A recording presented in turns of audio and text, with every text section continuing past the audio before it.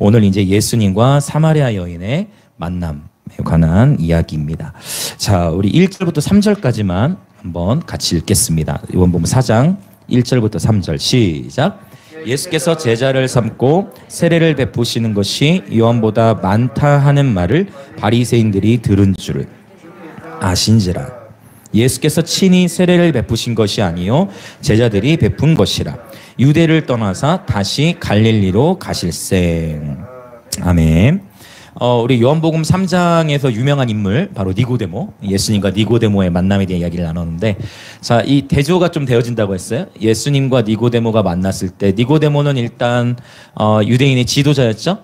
이 여인은 그냥 평범한 그냥 여인이고, 니고데모는 또 남자고, 이 사마리아의 이 사람은 이제 여자이고, 니고데모는 밤에 찾아왔고, 이 여인은 낮에 이제 만나게 되어집니다. 이렇게 대조가 되어지는데, 예수님과의 만나는 어떤 스토리, 만나는 과정도 니고데모와는 좀 달라요. 니고데모는 아주 신학적으로, 그렇죠, 그냥 말씀의 계시 안에서 니고데모 스스로가 워낙 말씀을 이렇게 사모해 왔기 때문에 말씀의 세계 안에서 그냥 자연스럽게 본인이 말씀을 통해서 주님과 인격적인 만남을 경험한다면, 이 사마리아 여인은 예수님의 초자연적인 지식의 말씀, 지식의 말씀 은사와 연결돼요. 초자연적인 지식의 말씀에 의해 저분이 선지자시구나, 저분이고 내가 찾던 그 메시아시구나라는 것을 깨닫고 경험하게 되어지죠. 자, 이 두 사람의 이야기가 다 너무 소중한데, 또 이 좀 울리죠. 잠시만요. 여기서 좀 쇠 소리가 좀 나는 것 같아요. 죄송합니다. 네, 할렐루야. 네. 네, 이 니고데모는 유대인 지도자였기 때문에 그의 이름이 이미 바리새인들 세계 가운데 많이 알려져 있었다라는 거. 그런데 이 여인의 이름은 무엇이죠? 없죠.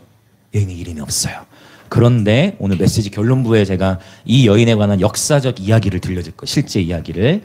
이 여인의 이름을 역사가 드러내줬습니다. 그래서 여기에는 굉장히 예언적인 의미가 있어요. 왜냐하면 니고데모 이야기 다음에 세례 요한이 뭐라고 해요? 그는 흥하여야겠고 나는 쇠하리라. 그 다음에 이 여인 이야기, 무명의 여인 이야기 나오거든요. 그런데 이 여인이 나중에 새 이름, 세례명을 얻게 되고 아주 유명한 이름을 얻게 돼. 나중에 오늘 메시지 뒷부분에 그 이야기까지 나누도록 하겠습니다. 그러니까 저와 여러분이 내가 막 성공하고 싶어하고 내 이름이 알려지고 싶어 할수록 하나님은 우리를 낮추시는 거예요.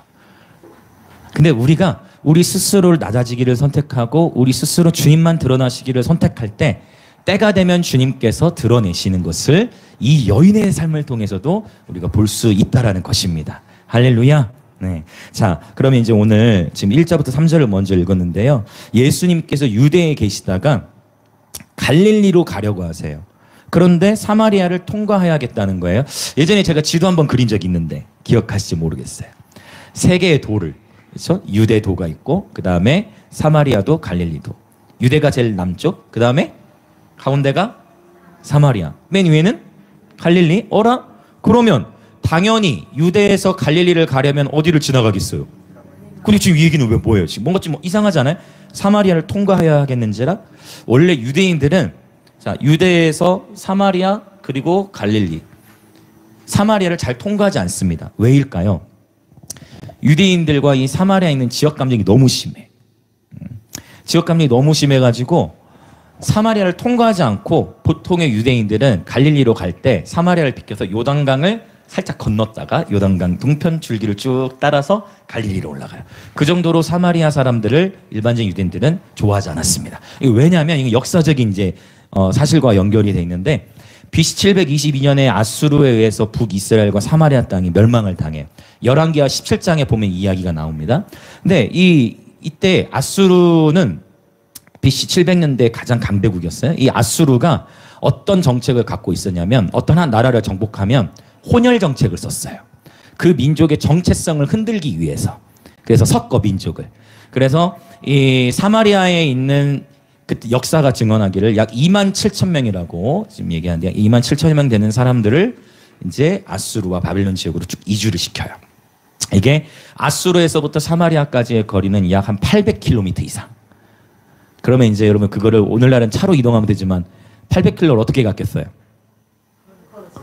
끌려갔겠죠. 그렇죠. 걸어서 가는 거예요. 몇백 킬로를? 800km를 포로로 끌려가는 거예요. 그리고 아수르나 바벨론 지역에 있던 그 포로들은 어디로? 사마리아로 또 이주를 시켜. 그러면 사마리아에 남아있던 사람과 이제 다른 이방 민족들이 섞이겠죠. 그들이 섞여 살면서 결혼을 하면 태어나면 이제 그 아이는 민족의 정체성. 나는 유대인인가? 나는 아수르 사람인가? 나는 바벨론 사람인가? 헷갈린 혼돈이 오는 거예요. 이게 아수르의 정책이었어요. 굉장히 교묘한 정책이면서 고도의 전술이죠. 포로국들을 관리하는 탁월한 전술이 나름대로 아수르 입장에서. 그러다 보니까 유대인들이 사마리아인들을 싫어하는 거 왜? 아, 저 이스라엘 사람도 아니다. 섞였다. 타협했다. 막 이렇게 생각을 하는 거예요. 막 이렇게 서로 싫어하는 그런 분위기가 있었고, 사마리아 사람들은 또 예루살렘 사람들이 자기들을 싫어하니까 예루살렘에 내려와서 성전에 예배를 드려야 되는데 예루살렘 내려오기 싫어해. 그래가지고 여러분 들어보셨을까요? 그리심산이라는 곳에 성전을 세워요. 에발산 그리심산 들어보셨을까요? 그리심산에다가 사마리아 지역이 있어. 거기다 성전을 세워서 절기때 내려와야 되는데 안 내려와. 그리고 어디에? 그리심산에서 거기서 그냥 예배를 드려. 그러니까 이 유대 사람들하고 사마리아 사람들하고 서로 더 이게 이 지역 감정이 더 심해진 거예요. 그 좁은 땅덩어리 안에서도 그러한 감정들이 있었어요. 그래서 대부분 사람들은 사마리아를 피해 갔는데 예수님은 3절, 4절에서 어떻게 했다? 사마리아를 우리 3절까지만 읽었구나. 4절 사마리아를 통과해야 하겠는지라. 그러니까 의도적으로 주님은 사마리아를 선택하신 거예요. 왜 주님께서 사마리아를 선택하셨느냐? 바로 이 무명의 한 여인을 만나야 했기 때문에. 여러분 예수님은 한 영혼을 위해 멈춰 서시는 분이십니다. 그래서 주님은 저와 여러분을 위해 멈춰 서신 거예요. 오늘 이 철진이의 고백 얼마나 아름답습니까? 그렇죠? 우리는 사실 다 연약해. 우리 신지사님도 나누셨는데 우리는 다 여러분 저도 이 분노와 혈기 빼내라 오랜 시간이 걸렸습니다. 전혀 저도 뭐 화낼 거가 생겼죠? 이마도 넓고 막 그럴 거 마음도 넓을 거 아니요. 저도 여러분 분노와 혈기가 이 분노와 혈기 이거 다루는데 오랜 시간이 걸렸어요. 정말입니다. 여러분. 그 분노와 혈기 많던 저를 주님께서 변화시켜 가고 계신 겁니다. 저라고 완전하겠습니까? 저도 공사 중인 겁니다. 할렐루야. 어쩌면 여러분 속고 계신 것일 수 있습니다. 굉장히 기뻐하시는군요. 자, 여러분, 그래서 예수님은요 그렇게 연약한 저와 여러분 한 사람을 위해 멈춰 서신 거예요. 우리 주님 이런 분이세요. 그래서 내가 큰 예수님 얼마나 3년이면 할 게 많았겠어요. 3년밖에 사역 안 왔으면 빨리 저 위정자들 만나야 되는 거 아니에요? 종교 지도자들 만나러 가야 되는 거 아니에요? 나라를 번역시켜야 되는데 주님은 이름도 없는 어느 여인에게다가 우리 주님이세요. 우리 예수님과 같은 분이 없습니다. 할렐루야. 그리고 저와 여러분의 삶이 우리 예수님을 닮아갔으면 좋겠어요. 사람을 그 사람이 가지고 있는 직임이나 어떤 네임밸류를 또 그 사람이 가지고 있는 재산을 가치로 대하는 것이 아니라 하나님의 형상으로 창조된 한 영혼 한 영혼을 있는 모습 그대로 사랑하고 할렐루야. 오히려 강한 자나 위정자 앞에서는 더 담대하고 약한 자 앞에서는 내가 약한 자의 모습이 되어 사랑하며 섬기는 우리 모든 공동체 지체를 되었으면 좋겠습니다. 할렐루야. 아멘이시죠? 네, 아멘, 아멘. 자, 우리 옆에 계신 분 한번 인사합시다. 주님은 당신을 위해 멈춰 섰습니다. 아멘, 아멘. 여러분, 주님께서 우리 한 사람 한 사람을 구원하시고 그분의 부르심의 자리에 이끄시기까지 주님은 굉장히 많은 예산을 쓰고 계십니다. 굉장히 많은 비용이 들어요. 여러분, 공군 한 명 세워지기까지 5억이 든다 했는데 제가 봤을 때는 우리 한 사람 주님의 부르심대로 생긴 5억과 비교할 수 없는 수십억 이상의 수백억 이상의 가치가 들 거예요. 왠지 아세요? 요나 같은 경우는 하나님이 요나 한 사람 부르심 자리 이끌려고 자연의 질서를 폭풍을 동원하시고 또 고래도 동원을 하시고 그렇죠? 고래까지 동원을 하나님 다양하게 여러분 저와 여러분의 삶을 하나님 부르심 자리에 세워가기 위해서 주님은 수많은 환경들과 일들을 조성시키십니다. 할렐루야. 우리가 다 미처 이해하지 못할 정도로 주님은 수많은 일들로 저와 여러분에게 작업을 해주고 계세요. 할렐루야. 우리 주님은 저와 여러분을 위해 멈춰 서시고 부르심의 자리로 이끌기 위하여 수많은 일들을 행하고 계십니다. 자, 바로 이 하나님의 이 하나님의 아들 메시아이신 예수 그리스도께서 한 영혼을 위해 멈춰서십니다. 그리고 이 무명의 한 여인을 향해 멈춰서실 뿐만 아니라 성경에서 가장 큰 예배에 대한 계시를 탁월한 신학 교사에게 주신 게 아니고 성경을 달달달하고 막 히브리어를 다 통째로 막 히브리어로 성경 암송하는 바리새인에게 주신 것이 아니라 정말 이름도 없고 빛도 없는 무명의 한, 그것도 유대인들에게는 멸시를 받는 어느 한 이름도 드러나지 않은 한 여인에게 예배에 대한 가장 깊은 계시를 주고 계십니다. 여러분, 주님을 기대하십니까? 하나님은 저와 여러분에게 놀라운 계시를 주고 계신 줄 믿습니다. 하나님은 여러분을 정말로 사랑하십니다. 할렐루야. 우리 옆에 계신 분 한 번 더 인사합시다. 하나님은 당신을 위해 놀라운 계시를 준비하셨습니다. 아멘. 할렐루야. 할렐루야. 할렐루야.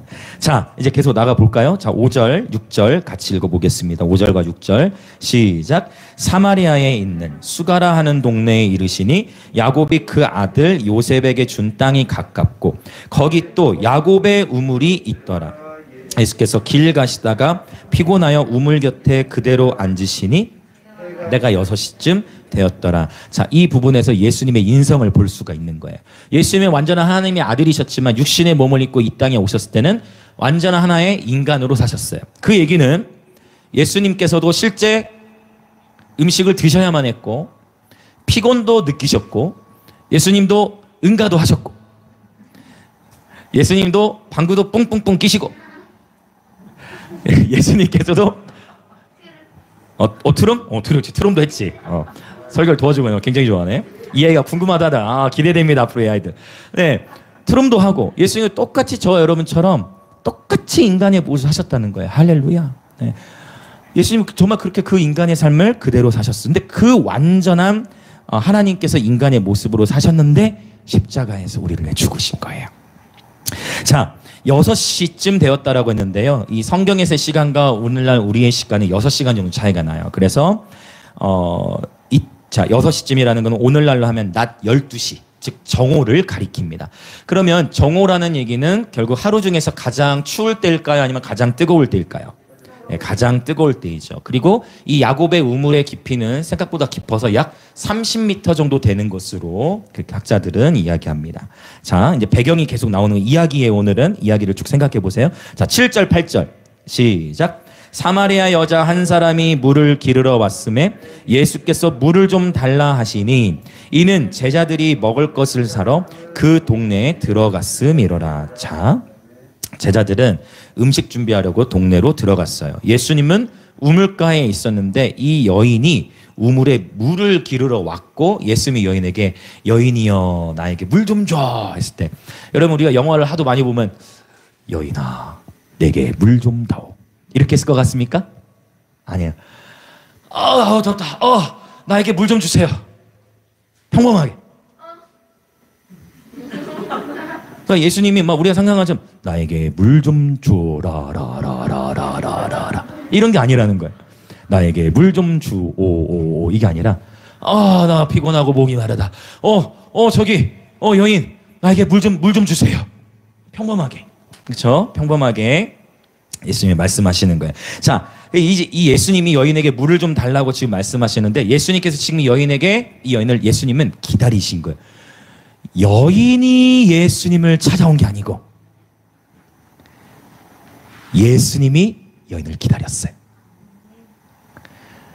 여러분이 예수님을 찾은 것 같죠? 저와 여러분이 예수님을 먼저 찾은 것 같죠? 주님이 저와 여러분을 먼저 기다리셨어요. 이것을 요한일서에서 정확하게 말씀하고 있죠. 너희가 나를 사랑하면 너희가 나를 먼저 사랑함이 아니요 내가 먼저 너희를 사랑함이라. 주님이 먼저 저와 여러분을 기다리셨습니다. 할렐루야. 주님이 시작이신 거예요. 주님이 여인을 기다리셨어요. 그리고 주님은 이 여인에게 이제 이 여인과의 깊은 만남으로 이끄는 여정 속에 이 여인은 지금 뭐에 관심이 있어요? 물에 관심이 있죠. 지금 뭐 하러 왔어요? 물 기르러 왔잖아. 물에 관심 있는 여인에게 물을 소재로 말씀하기 시작하는 거예요. 그러니까 예수님의 방식이 항상 완벽해. 각 사람에 맞게. 니고데모에게는 이런 거 뭐 필요 없어. 그냥 구약에 있는 선지서대로 말씀 딱 던지니까 니고데모가 말씀에 의해서 그냥 팍팍팍팍 깨지는 거예요. 이 여인에게는 이 물을 소재로 갇힌 예수님이 다가가신 이 모습. 오늘 우리가 전도할 때도 그렇죠? 각 사람에 맞게, 각 사람과 또 환경의 상황에 맞게, 이렇게 필요에 맞게 접근하는 이런 방식이 굉장히 좋은 예수님의 전도 방식인 것 같습니다. 아멘, 할렐루야. 자, 이렇게 좀 새로운 관점으로 이렇게 보는 거예요, 이 본문을. 자, 예수님께서 이제 이 여인이 무언가 할 수 있는 것을 통해서 말씀하기 시작하세요. 자, 9절, 10절 읽어봅시다. 시작. 사마리아 여자가 이르되 당신은 유대인으로서 어찌하여 사마리아 여자인 나에게 물을 달라 하나이까 하니 이는 유대인이 사마리아인과 상종하지 아니함이라. 잠깐 멈추자면 이제 이해되시죠? 아까 제가 말씀드린 유대인과 사마리아인들의 그런 갈등, 그래서 벌써 이 본문에서도 언급하고 있어요. 자, 이 여인이 이제 의아해하는 거야. 아니, 당신은 딱 모습, 옷차림을 보니까 유대인이 분명한데 어째서 나한테 말을 걸죠? 이 말 건 것도 사실은 당시의 관습으로 보면 이제 혁명적이에요. 일단은 낯선 남자가 여자에게 말을 건 거. 이 자체도 혁명적이고, 유대인이 사마리아 사람에게 말 건 거, 이것도 혁명적이고.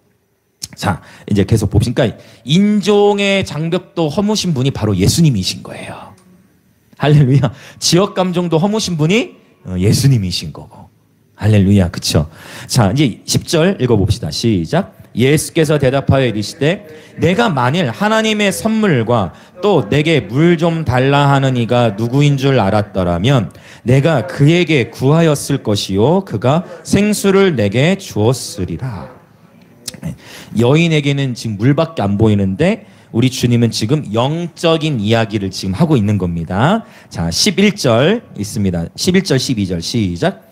여자가 물기를 그를 또 없고 이 우물은 깊은데 어디서 당신이 그 생수를 얻겠사옵나이까? 우리 조상 야곱이 이 우물을 우리에게 주셨고 또 여기서 자기와 자기 아들들과 짐승이 다 마셨는데 당신이 야곱보다 더 크니이까? 이렇게 사마리아 사람들도 모세오경은 봤습니다. 선지서들은 보지 않았지만 모세오경은 사마리아 사람들도 봤어요. 우물의 깊이는 약 30m 정도 된다고 했습니다. 아직 지금까지 이 여인은 예수님의 말씀을 지금 이해하고 있어요? 이해 못하고 있어요? 지금 이해 못하고 있는 거야.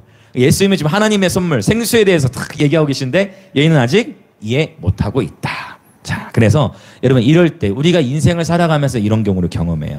괜찮아요, 여러분. 그 뭐냐면 그분의 말씀이 다 이해되지 않을 때가 있어요. 이것은 기록된 성경이든 아니면 하나님께 내게 주신 어떤 감동이든 주님의 말씀이 내게 다 이해되지 않을 때가 분명히 있습니다. 앞으로도 그런 경우를 경험하게 됩니다. 그런데 중요한 것은 지금 그분과 이 여인이 만나고 있다는 거예요. 자, 이 얘기는 뭐냐면 지금도 여러분이 이 자리에 우리가 함께 공동체로서 예배를 드리고 있는데 어쩌면 오늘 본문 말씀이 여러분에게 아무 감동이 없을 수도 있고 나와 전혀 상관없는 것 같을 수도 있고 내가 예수님을 만났는지 못 만났는지도 잘 감이 안 올 수도 있어요. 그런데 괜찮다는 거예요. 지금 저와 여러분은 예수님을 만나는 현장 가운데 있는 거예요. 할렐루야. 예수님을 만나는 현장 가운데 저와 여러분이 있는 것입니다.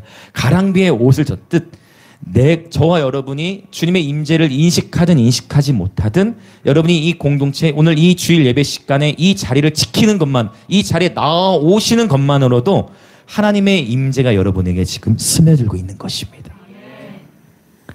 그래서 내 느낌과 감정과 상관없이 주를 예배하는 것이 복인 것입니다. 그러다 보면 그 임재가 이제 점점 분별되기 시작하고 식별되기 시작하고 그러면서 우리의 양심이 깨어나요. 여러분 지난주에 파라클레토스 성령님 제가 나눴죠. 성령님은 보혜사 생각나게 하시고 모든 것을 가르치신다 했죠. 너무 감사해요. 여러분 자꾸 하나님 우리에게 양심 가운데 말씀하시는 거죠. 자꾸 떠올려주시고 자꾸 이렇게 오늘 신지사님이랑 철진이 나눠주는 것도 다 그거 연결되잖아요. 또 오늘 황지사님도 갑자기 생각을 주셨다 했는데 그거 다 연결된 거예요. 성령님께서 생각나게 하시는 거예요. 그래서 저희 이번 주간에 특별히 그걸 가지고 여러분한테 기도했거든요. 하나님, 일터에서 하나님 우리 지체분들 가운데 하나님 생각나게 해주시라고. 할렐루야. 할렐루야. 하나님 가르쳐 주시고 하나님 직접 마땅히 해야 할 말들을 생각나게 하여 주옵소서. 여러분도 날마다 성령님을 환영하며 이렇게 기도하시기 축복합니다. 아멘. 이해하지 못해도 괜찮아요. 아직 다 못 깨달아도 괜찮아요. 주님은 우리와 이미 함께하고 계신 겁니다. 보세요. 여인이 이제 예수를 만나고 있잖아요. 맞죠? 예수님 그분이 바로 메시아인데 메시아를 만나고 있지만 그분의 말씀 이해 못할 수 있다니까요. 그러나 그분을 만나고 있는 거예요. 할렐루야. 네, 만나고 있는 것입니다. 여러분, 지금 여러분은 주님을 만나고 계신 겁니다. 주님이 여러분과 함께 하십니다. 할렐루야. 옆에 계신 분들에게 인사합시다. 하나님께서 당신과 함께 하십니다. 그래도 목사님, 난 아직 못 믿어집니다. 괜찮아요.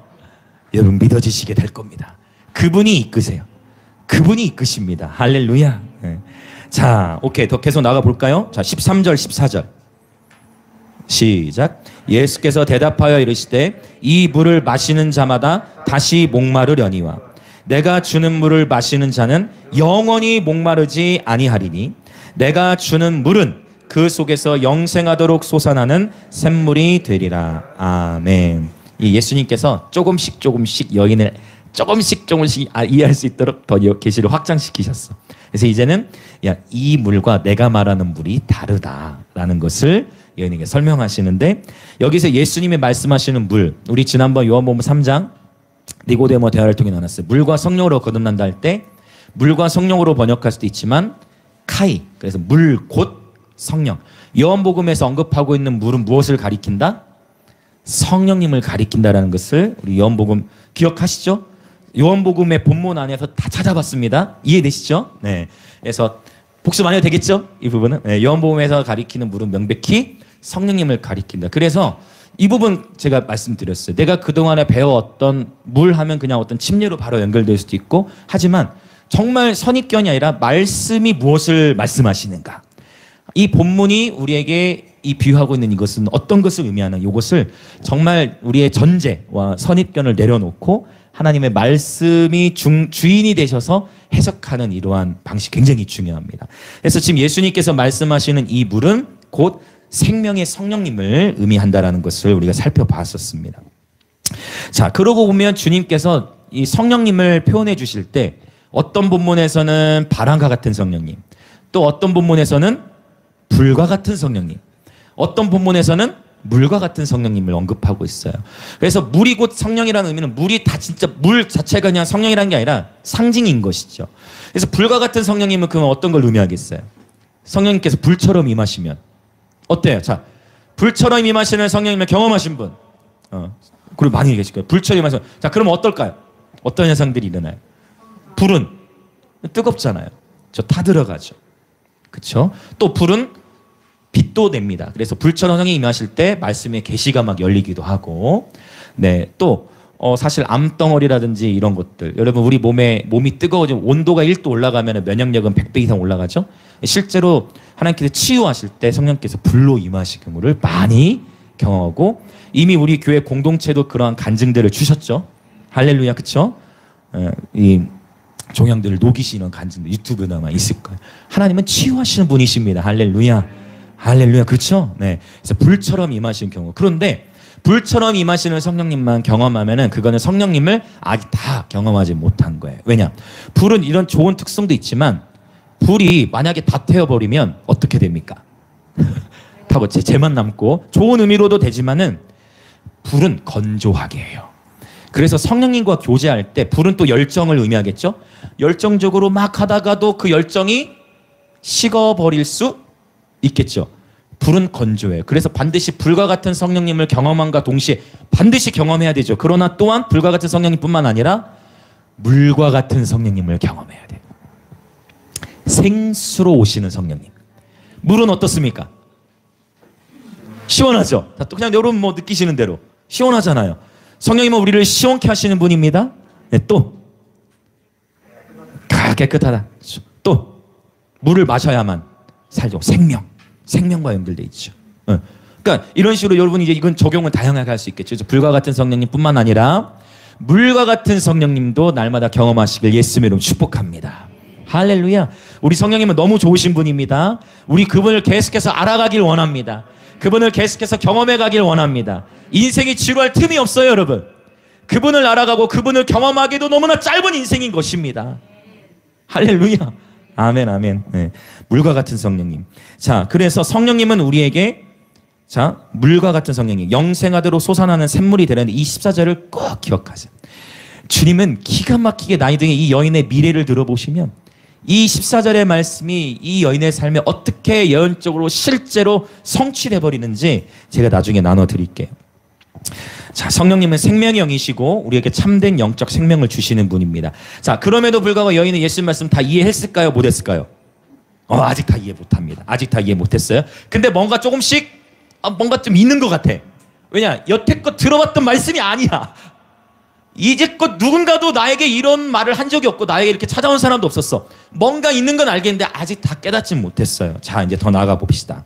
자, 이 여인 아직 다 깨닫지 못했지만 영적 생명을 이 여인 어떻게 경험하게 되는지 봅시다. 자, 일단 15절 시작. 여자가 이르되 주여 그런 물을 내게 주사 목마르지도 않고 또 여기 물 기르러 오지도 않게 하옵소서. 그러니까 여인도 지금 예수님 말씀하시는 그 물을, 그 생명을 자기도 원하는데 아직 어떻게 그 생명을 누리는지 몰라. 아직 육적으로 그 물을 이해하고 있는 거예요. 자, 이때부터 이제 예수님이 어떻게 여인을 터치하시는지 봅시다. 자, 16절부터 18절 시작. 이르시되 가서 내 남편을 불러오라. 여자가 대답하여 이르되 나는 남편이 없나이다. 예수께서 이르시되 내가 남편이 없다 하는 말이 옳도다. 너에게 남편 5이 있었고 지금 있는 자도 내 남편이 아니니 내 말이 참되도다. 초자연적으로 지금 여인의 상황을 예수님께서 말씀하고 계십니다. 성령의 9가지 은사 중에 이와 같은 은사가 지식의 말씀의 은사에 해당이 돼요. 그래서 이러한 경우에는 이렇게 서로 알고 있는 경우보다 주로 저도 외부 사역을 나가거나 선교제에 갔을 때 이 지식의 말씀의 은사를 많이 활용합니다. 하나님 저에게 주신 은사 중에 그 은사가 있어서 그러면 어떤 하나님 초자연적으로 지금 이 자리 가운데 누가 아픈 사람이 있다. 딱 어디 부분을 그림 이렇게 딱 떠올려 주시든지 감동을 주실 때가 있어요. 그리고 믿음으로 딱 선포하면 실제 하나님이 그 말한 그 질병을 치유하시더라고요. 할렐루야. 그러니까 다양하게 될 수가 있는데 지금 예수님께서 이 여인의 삶에 있는 그러니까 예언과 지식의 말씀이 사실 연결돼 있어요. 그렇죠? 이해되시죠? 예언과 지식의 말씀 은사가 연결돼 있는 부분인데 예수님께서 지금 이 여인에게 초자연적인 정보들을 제공하자 이 여인이 이제 매우 놀라버린 거예요. 여기서부터 여인이 이제 확 이제 마음이 열려버. 왜? 내 삶에 가장 수치스럽고 가장 아프고 가장 연약하고 어느 누구에게도 말할 수 없었고 말하기 싫었던 그런 영역을 지금 바로 내 앞에 만난 그분이 내 삶을 너무나 정확하게 말씀해 주셨거든. 자, 이제 여인의 반응 봅시다. 19절 시작. 여자가 이르되 주여 내가 보니 선지자로소이다. 이 여인의 가장 아픈 영역을 예수님은 이미 알고 계셨습니다. 예수님이 즉흥적으로 말씀하신 게 아니고 이 여인의 아픔을 이미 알고 다른 유대인들처럼 사마리아를 피해서 요단강 쪽으로 건너간 게 아니고 이 여인을 위해 이 여인에게 주의 생명을 전하시기 위해 미래의 이 여인에 대한 부르심이 있기 때문에 이 여인을 찾아오신 거예요. 여러분, 우리 예수님은요 저와 여러분의 지난 날의 모든 상처와 아픔도 다 헤아리시는 분입니다. 때로는 나의 남편, 나의 아내, 나의 자녀, 나의 부모가 우리의 아픔과 연약함, 상처를 다 이해하지 못합니다. 그러나 우리 예수님은 저와 여러분을 히브리서에는 어떤 표현을 쓰냐면 체휼, 긍휼의 차원을 넘어서서 체휼이라는 것은 그분이 몸으로 실제 우리의 아픔과 연약함을 감당하시고 느끼시고 경험하셨다라는 것입니다. 할렐루야. 우리 옆에 계신 분들이 한번 인사하실까요? 주님은 당신의 상처와 아픔까지도 헤아리시는 분이십니다. 주님은 당신의 상처와 아픔까지도 헤아리시는 분이십니다. 근데 이제 여기에서 정말 우리의 삶과 어쩌면 굉장히 연결되는 또 부분이 뭐냐면 주님이 상처와 아픔에 대한 부분을 딱 터치하기 시작할 때 그때 우리 마음이 열려 있으면 그 상처와 아픔을 주님께 올려드리면서 이렇게 더 깊이 그 상처를 주님께 내어드리게 되는데 사실 지금 이 여인은 그렇게 하기보다는 어떤 걸 선택하냐면 자, 주님이 지금 아픔의 영역을 터치했어요. 그러자 자 이제 여정이 어떻게 얘기하는지 봅시다. 20절 시작. 우리 조상들은 이 산에서 예배하였는데 당신의 말은 예배할 곳이 예루살렘에 있다 하더이다. 자, 제가 지금 무슨 말하는지 감이 오세요?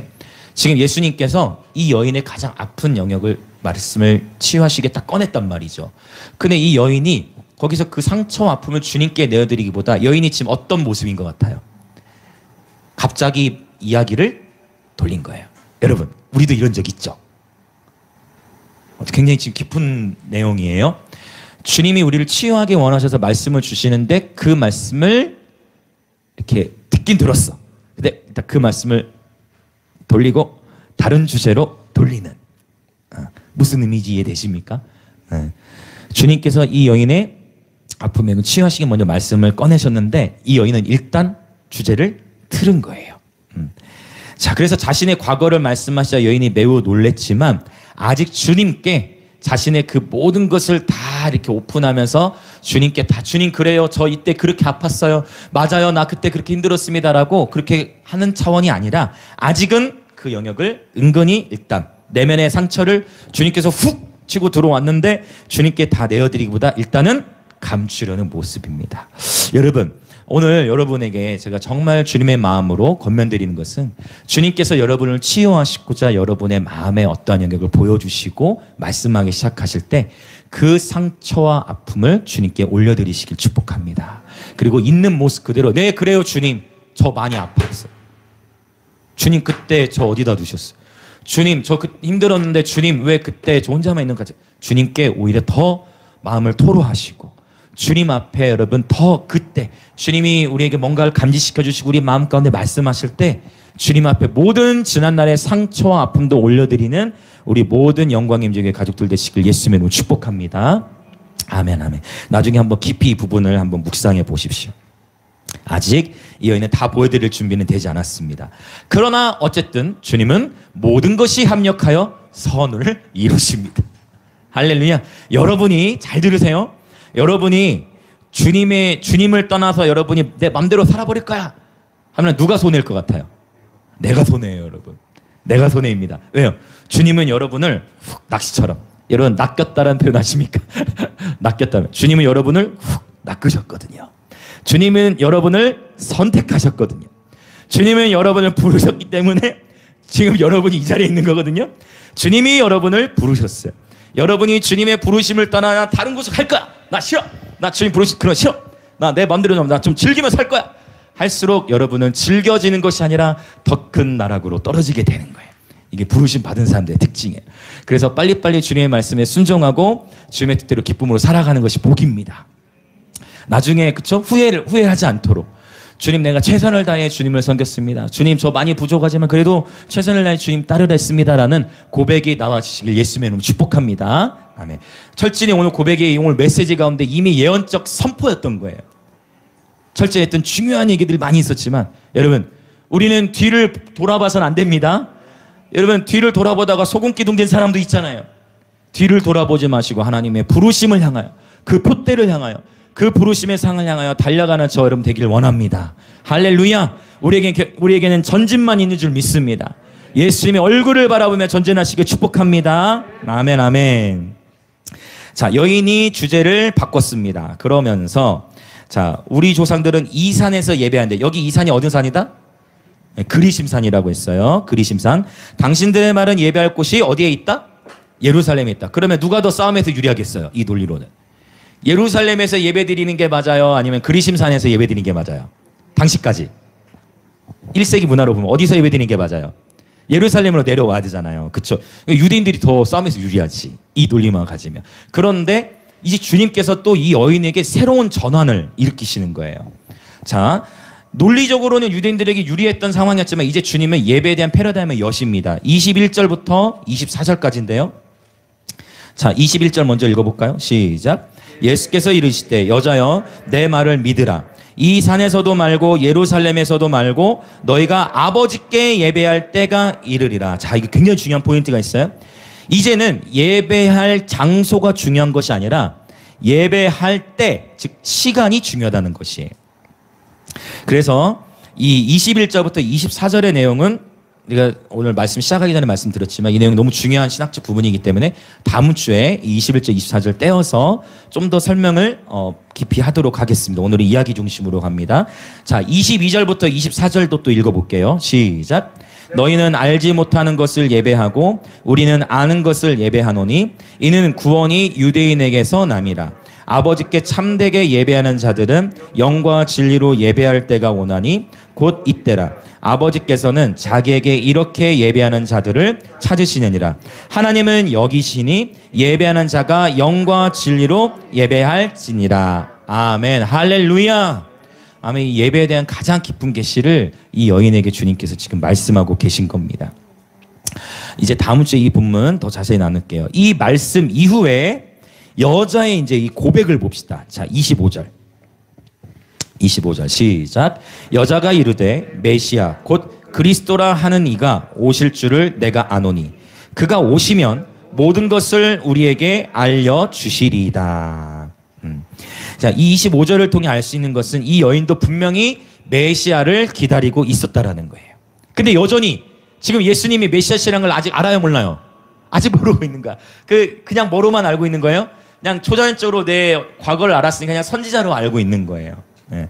그런데 자, 메시아 그가 오시면 모든 것을 우리에게 알려주실 겁니다 라고 얘기하자 26절 예수님 하신 말씀, 자 같이 읽습니다. 시작. 예수께서 이르시되 내게 말하는 내가 그라 하시니라. 아멘. 사복음서 전체 중에서 예수님께서 잡히시기 전에 메시아라고 밝힌 구절은 이 본문이 유일해요. 사복음서 안에서. 그래서 이 예수님이 메시아시라는 말씀을 들은 이 여인은 이제 자기가 사실 이 우물가에 온 이유는 물을 기르러 왔던 건데 그냥 물동이를 버려버리고 바로 마을로 돌아가서 복음을 전합니다. 그리고 그 많은 영혼들을 예수님께로 인도해요. 자기 마을 사람들을 다.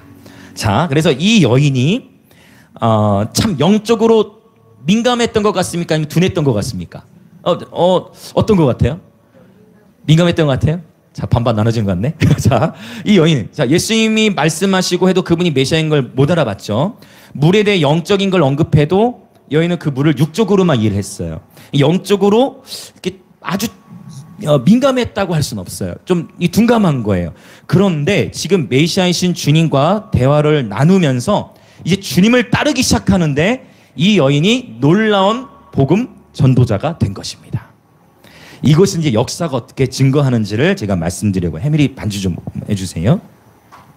자, 이 예수님께서 이 무명의 한 사마리아 여인, 유대인들은 인정하지도 않았던 이 여인, 사마리아인 중에서도 보통 그냥 일반적인 여인이 아니라 가정사가 굉장히 복잡했죠. 여러 차례 이제 남편들 만났지만 되지 않았다는 얘기는 굉장히 어려운, 우리가 참 이루 말할 수 없는 가정의 아픔들을 겪은 그러한 여인인 것입니다. 근데 이 여인에 대해서 역사가 이제 증거를 하는데요. 일단 요한복음 4장에서 여인의 이야기는 어떻게 마무리됩니까? 사마리아 마을로 돌아가서 그 마을에 복음을 전파하고 수많은 영혼들을 주님께로 인도합니다.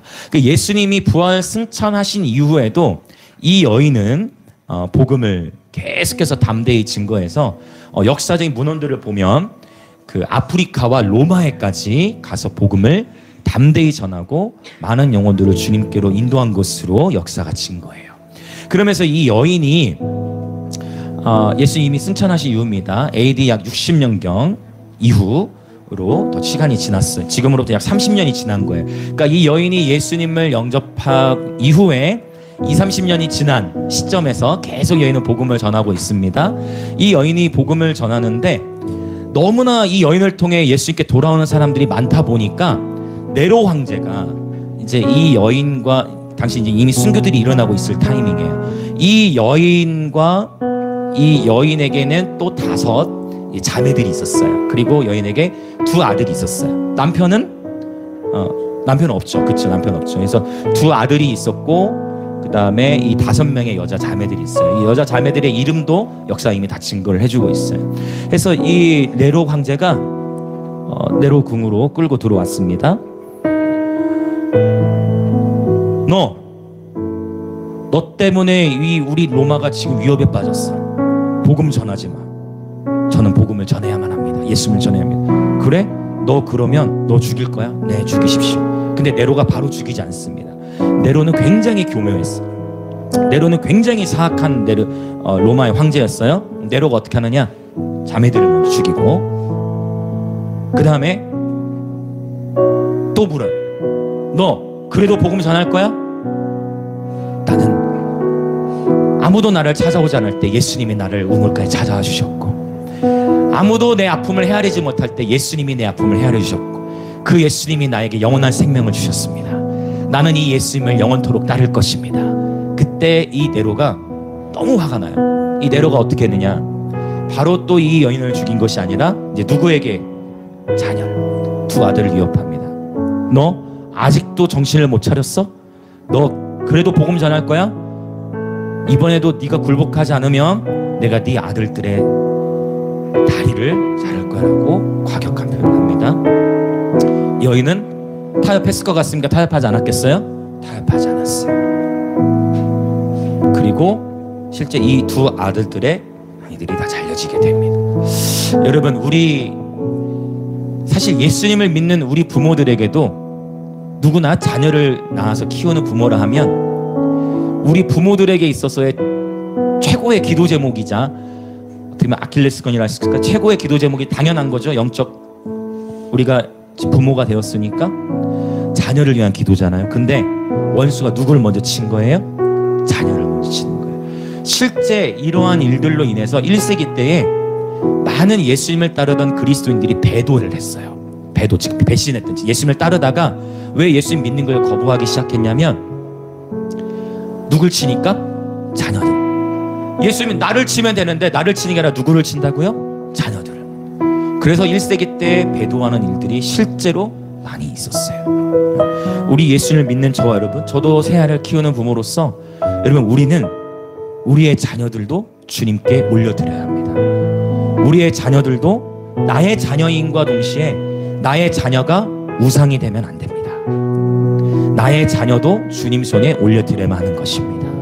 이 여인이 이제 아들들도 다 목숨을 잃고 나서 네로 황제는 이 스토리를 전혀 모르죠. 몇십 년 전에 이 여인과 예수님과 만남을 전혀 모르겠죠. 이 네로 황제가 여인을 어떻게 죽이는지 아세요? 이 네로 황제 이 여인을 우물에 던져요. 네로 황제는 이 여인을 우물에 빠뜨려 죽였어요. 깊은 우물에.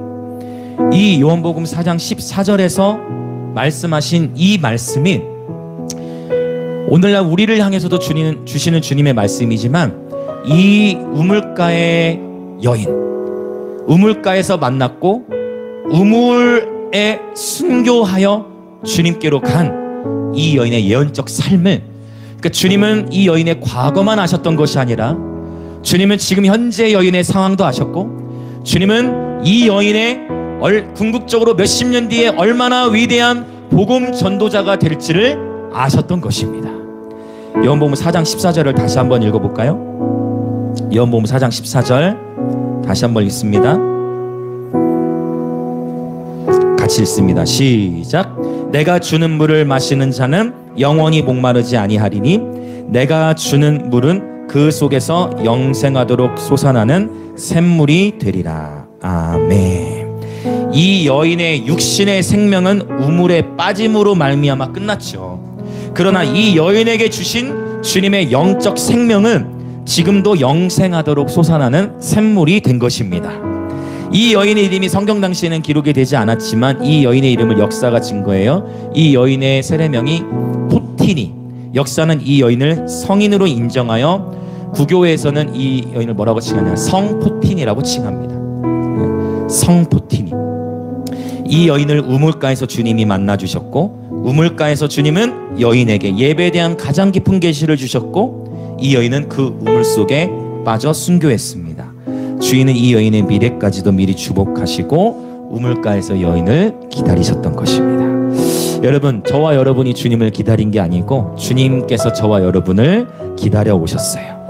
그리고 주님께서는 저와 여러분의 과거뿐만 아니라 현재와 미래까지도, 우리 인생의 궁극적인 부르심까지도 아시고 우리에게 사명을 주시는 분이십니다. 자, 이제 함께 우리 기도하겠습니다.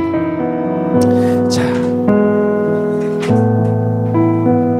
성포티니, 이 여인은 세상이 전혀 주목하지 않았던 여인입니다. 어느 누구도 이해하려 하지 않았고 상처와 아픔투성인 여인이었습니다. 그러나 예수님이 이 여인을 주목하셨습니다.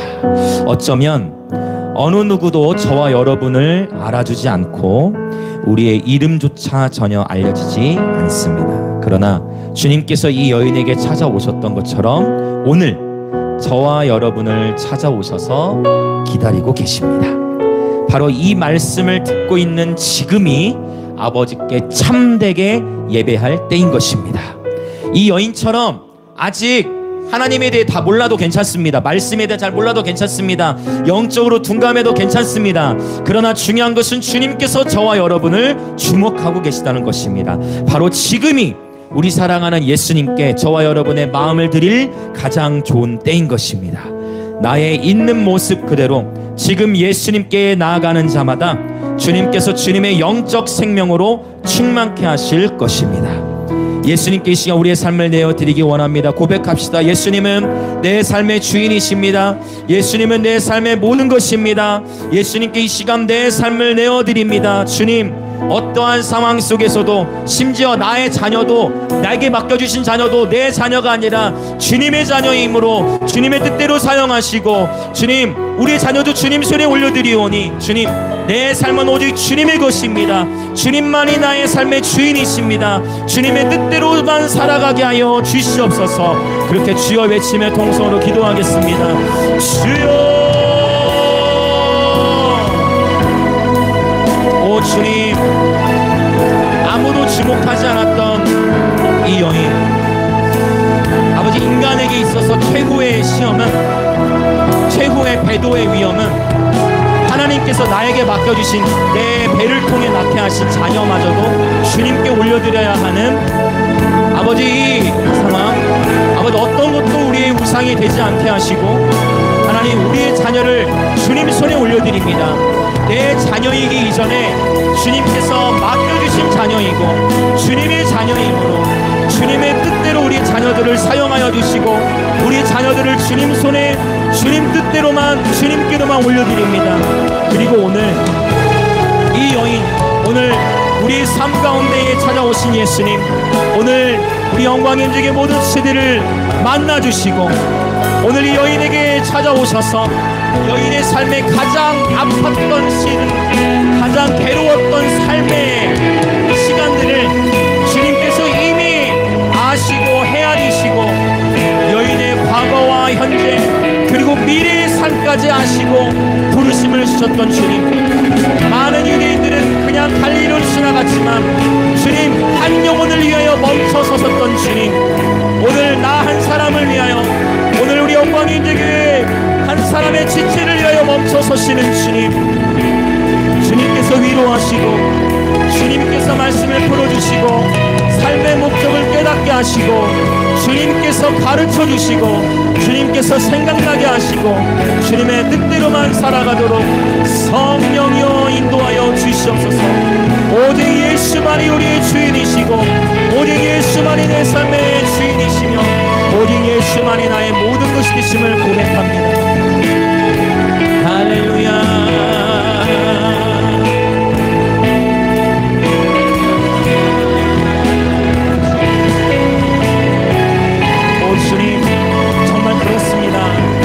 마지막 때라고 얘기하는 이때에 다시금 우리의 마음을 일깨워 사람을 두려워하지 아니하고 오직 나를 구원하신 주님의 사랑에 감사하여 한번뿐인 인생 주님의 영광을 위하여 살아가게 하시고 오 주님, 오 주님의 뜻대로 사용하여 주시고 주님의 부르심대로 주님의 말씀대로만 인도하여 주시며 주님께서 나의 아픔과 상처를 터치하실 때에 우리가 주님의 말씀을 외면하지 아니하고 나의 가장 아픈 부분, 가장 모난 부분을 주님께서 터치하실 때에 그 영역마저도 주님께 내어드리며 그 영역마저도 주님 손에 올려드리오니 오직 주님이여 붙잡아 주시고 주님이여 사용하여 주옵소서.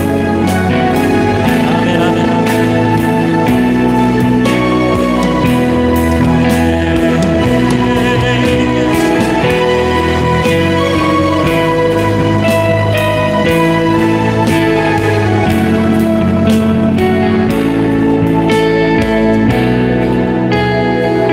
기도하기 원하는데요.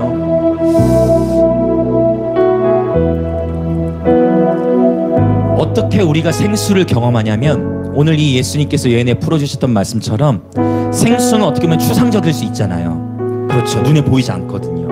근데 이 생수를 어떻게 경험하느냐, 예수님이 말씀하신 문맥 안에 있어요. 이 생수가 예배로 연결됩니다. 생수에 대한 얘기를 하시다가 주님은 예배를 말씀하시는 것입니다. 예배 시간을 통해 주님의 영적 생명을 우리는 누리게 되는 것입니다. 그래서 아버지 하나님께서 찾으시는 예배자가 될 때 주님께서 그 예배 가운데에 생수를 부으십니다. 할렐루야. 그래서 예배를 드리는 거예요. 그래서 이러한 예배 시간이 의미 있고 중요한 것입니다. 그래서 예배 드리는 거예요. 이러한 예배 시간을 통해서 그 생수를 공급받기 때문입니다. 그럴 수 있잖아요. 성경에 주일 예배 드리라는 그런 표현 없잖아요. 그러나 이 예배를 드리는 이유는 뭐다? 생수를 경험하기 위한 것입니다. 이 시간 그래서 더 기도할까요? 하나님, 아버지께서 찾으시는 예배자가 되어 이 세상의 어둠과 아픔을 뚫고 이길 수 있도록 주님의 생명을 부어 주옵소서. 주님의 생수를 부어 주옵소서. 예배를 통하여 주님께서 부어주시는 생명수를 마시며 영생하도록 솟아나는 샘물이 되어질지어다. 그렇게 주여 외치시며 기도합시다. 주여, 우리 주 예수 그리스도의 생명으로, 그 생명수로 오늘도 우리를 충만하여 주시옵소서.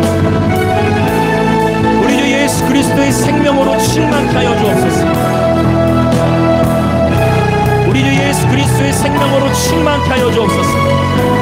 이 생수는 예배를 통하여 경험할 수 있음을 주님 여인에게 생수를 말씀하시고 이어서 예배를 말씀하셨듯 이 생수는 예배를 통하여 경험하게 되니 아버지, 바로 이러한 예배 시간, 지금이 곧 주님을 만날 때요, 지금이 곧 주님을 찾을 때이니 예배를 통하여 생수를, 주님의 생명을 경험할지어다. 할렐루야. 여러분 괜찮습니다. 내가 느끼든 느끼지 못하든 주님이 이미 그분의 생명으로 저와 여러분을 채우고 계십니다. 나의 느끼는 감정과 상관없이 주님은 우리에게 그분의 생명수를 붓고 계십니다. 할렐루야.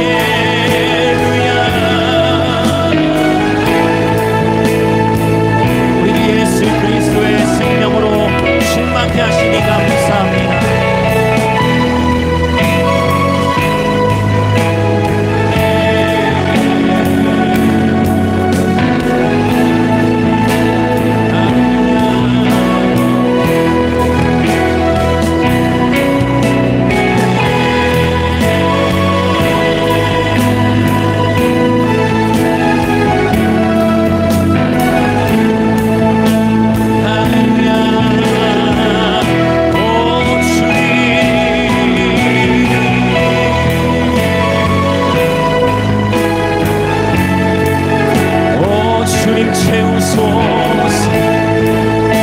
영원히 마르지 아니하는 생수. 와우. 예배가 열쇠입니다. 할렐루야. 영원히 마르지 아니하는 생수. 예배가 열쇠입니다. 할렐루야. 이 계시를 취하십시오. 와우.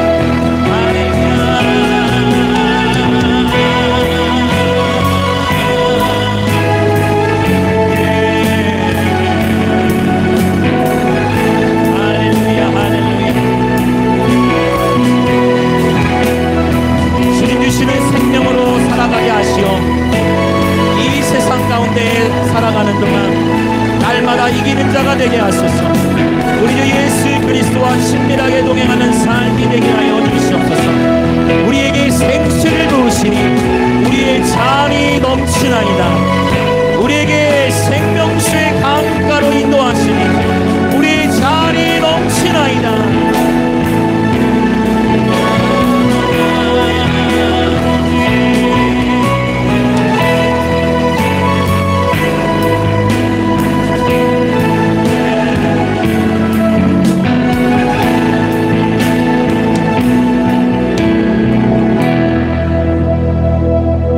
할렐루야, 할렐루야. 주님, 그렇습니다. 우리는 깨지기 쉬운 연약한 질그릇입니다.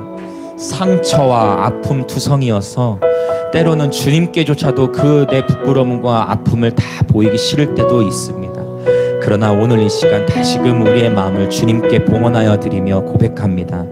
예수님, 우리의 모든 것이 되십니다. 우리의 그 모든 모난 성품과 아픔과 과거의 수치와 그 모든 연약함마저도 이 시간 다 주님께 올려드립니다. 다 주님께 내어드립니다. 주님 이미 다 아시지요. 주님 이미 우리의 체질을 다 아시지요.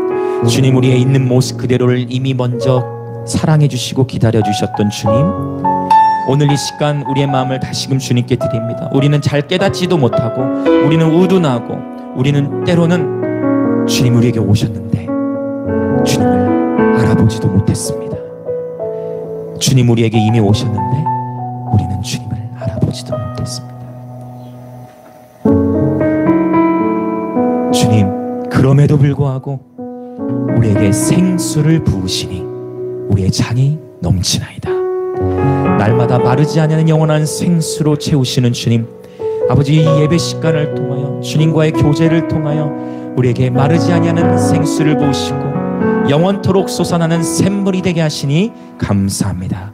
우리 가운데 부어주신 주님의 그 생명수, 그 생명의 강물이 우리의 가정과 학교와 일터 가운데에 운반되어 이 강물이 이르는 곳곳마다 모든 죽어져가는 것들이 살아나는 역사가 있을 것을 예수의 이름으로 선포합니다. 오늘 이 요한복음 4장의 이 영원히 마르지 않은 생명수가 에스겔 47장의 계시로 이어져 이 강물이 이르는 모든 곳마다 살아나는 역사가 있을지어다. 우리 영광의 임직의 모든 지들이 가정들이 살아날지어다. 일터가 살아날지어다. 그리스도의 생명으로 살아날지어다. 주님, 이 강을 원하되 발목, 무릎, 허리만을 원하는 것이 아니라 능히 헤엄치지 못할 장이랑 강물이 되게 하여 주옵소서. 이 생명수를 조금만 맛보는 것이 아니라 넘쳐 흐를지어다. 생명수의 강가에서 뛰놀지어다. 할렐루야. 그렇게 행하실 주님을 기대합니다. 오늘 또 주 앞에 기쁨으로 예물을 드린 모든 우리의 영광의 임직의 지체들, 하늘의 신령한 복과 땅의 기름진 복으로 축복하여 주시고, 아버지 주님의 몸된 교회는 북한과 감비아와 인도를 넘어서서 대한민국과 열방을 계속해서 더욱 섬기는, 선교하는 교회, 우리의 예배가 선교로 온전히 연결될 수 있도록 재정의 기름을 부어 주옵소서. 지금은 우리 주 예수 그리스도의 은혜와 하나님 아버지의 놀라우신 사랑과 성령 하나님의 감화 감동 교통하심이 오늘 이 한 무명의 여인에게 주님 찾아오셨고, 이 여인에게 예배에 대한 계시를 주시고, 이 여인이 결단하여 놀라운 복음 전도자가 되어 하나님의 그 모든 부르심을 이루었던 것처럼 하나님의 부르심을 따라 예배하며 살아가기로 결단하며 다시금 우리의 삶의 주인이 예수님이심을 고백하며 나아가는 영광 임재교의 모든 가족들과 오늘 예배에 참여하는 그리스도의 모든 몸의 지체들 가운데에 지금으로부터 영원토록 함께 있을지어다.